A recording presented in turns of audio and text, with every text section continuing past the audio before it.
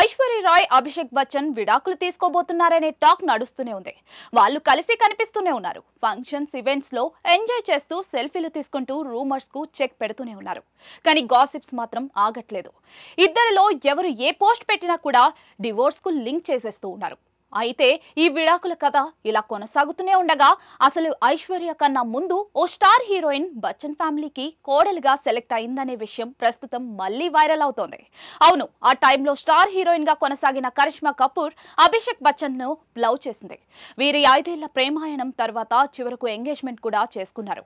పెళ్లి date fix అయ్యే లోపే ఏం జరిగిందో ఏమో తెలియదు, కానీ నెల రోజుల లోపే ఎంగేజ్మెంట్ బ్రేక్ చేసుకుంది బచ్చన్ ఫ్యామిలీ. దీంతో డిప్రెషన్ లోకి వెళ్లిపోయిన కరిష్మా దాని నుంచి బయటపడేందుకు చాలా టైం తీసుకున్నట్లుగా ఓ ఇంటర్వ్యూలో చెప్పుకుని బాధపడింది. తన తల్లి, చెల్లి, ఫ్యామిలీ, ఫ్రెండ్స్ సపోర్ట్ వల్లే మళ్ళీ ముందుకు సాగానని, టైం హీల్ చేసిందని తెలిపింది.